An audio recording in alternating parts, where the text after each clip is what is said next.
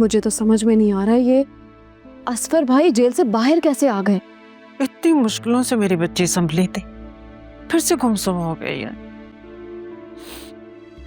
या अल्लाह, ये सब मेरी बेटे के साथ ही क्यों होता है? बाबा ठीक ही कह रहे थे, हमें उसी वक्त खुला के लिए फाइल कर देना चाहिए था। अस्सलाम वालेकुम। अब बाबा क्या हुआ, सब ठीक तो है ना, कुछ पता चला? बस बेटा होना क्या है, असर के भाइयों ने अमेरिका जाने से पहले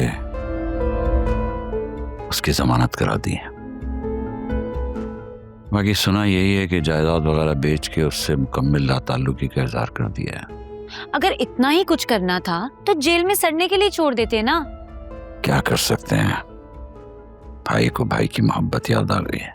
और आयरा, आयरा क्या उनका खून नहीं है? उन्हें आयरा का बिल्कुल ख्याल नहीं आया? अब क्या कह सकते हैं, सोचना ये है कि अब आगे क्या करना चाहिए। बाबा करना क्या है, खुला का केस फाइल करें और जान छुड़वाएं, और क्या। मतलब हम फिर से ब्लैकमेलिंग सहेंगे? क्या मतलब? बाबा मतलब तो साफ जाहिर है, और वो इंसान हमसे कुछ भी लिए बगैर हमारी जान नहीं छोड़ेगा। अब तो वो सोने का अंडा देने वाली मुर्गी को काटने जा रहा है। अब तो वो कोई बड़ी ही फरमाइश करेंगे। बेकारी कहीं का। मैं तो कहती हूँ वो जो भी मांगता है दे दिला के उससे जान छुड़ाएं अपनी बेटी की। बेचारी जोया 2 घंटे से कमरे में बैठी हुई है सत्ते के आलम में। मुझे तो फिक्र है उसकी तबीयत ना खराब हो जाए। और जैसे जोया बाजी फौरन ही मान जाएंगी। मुझे अभी भी यकीन है कि अगर असफर भाई आ गए ना, वो उनके साथ चली जाएंगी, देख लेना। मैं जरा जोया को देखती हूँ, उसे खाने के लिए भी पूछती हूँ। फिजा तुम अम्मा को चाय दो, सर दर्द की गोली भी दो। मैं जाती।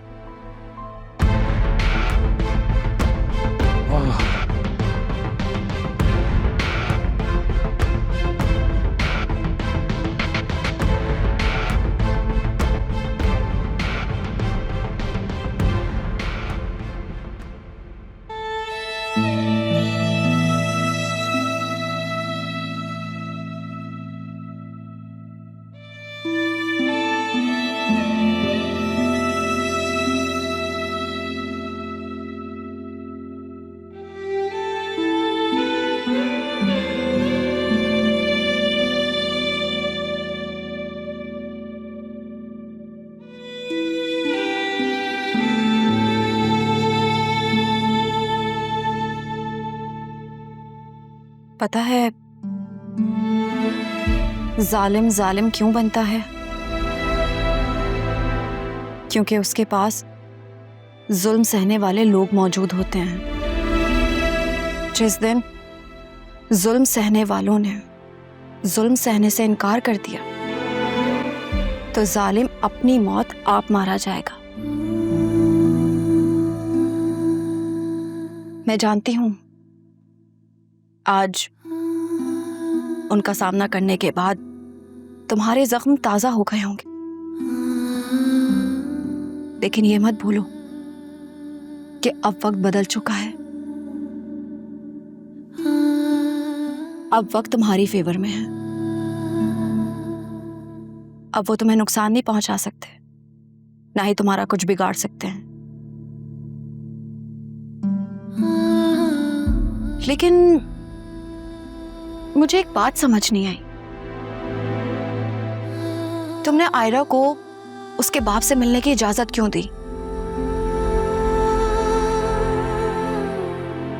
नफरत एक हथियार है जिससे सबसे पहले अपना घर चलता है, और वो हथियार बच्चों के हाथ में कभी नहीं देना चाहिए। वो बड़ी होकर अपने बाप से नफरत करे वो अलग बात है, मैं विरासत में उसे नफरत नहीं दूंगी। तुम्हारी सोच बहुत अच्छी है, लेकिन क्या? लेकिन तुम्हारी ये अच्छी सोच तुम्हें उसके शर से महफूज नहीं रख सकती। लेकिन अभी तो तुमने कहा मैं यहाँ महफूज हूं, तो फिर देखो, अभी भी तुम्हारा एक रिश्ता बाकी है उसके साथ, और जब तक वो रिश्ता है वो तुम्हारे लिए खतरा है। इसलिए उसके शर से महफूज रहो और तुम उससे खुला ले लो। तलाक? लोग क्या कहेंगे? कौन लोग? हाँ, इस मुश्किल वक्त में वो लोग क्या तुम्हारे साथ खड़े हैं, तुम्हारी मदद कर रहे हैं? नहीं ना, तो फिर तुम इतना क्यों सोच रही हो? देखो, कोई जबरदस्ती नहीं है। Take your time. हम तुम्हारे लिए डॉक्यूमेंट्स बनवा रहे हैं, लेकिन जब तुम्हारा दिल चाहे तब तुम साइन करना।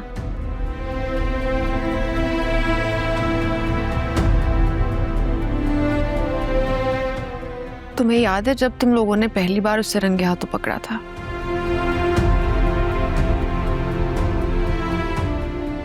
तुम्ही ने कहा था आज माँ बाप हैं, कल नहीं होंगे, तुम्हारा क्या होगा? सिचुएशन अब भी वही है। आयरा का क्या होगा?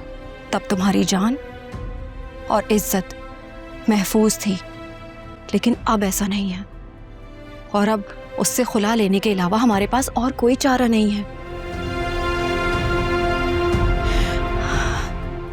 देखो, हम तुम्हारे साथ हैं, लेकिन आयरा का सहारा तुम बनोगी। खुद को मजबूत रखना होगा, अपने लिए, आयरा के लिए।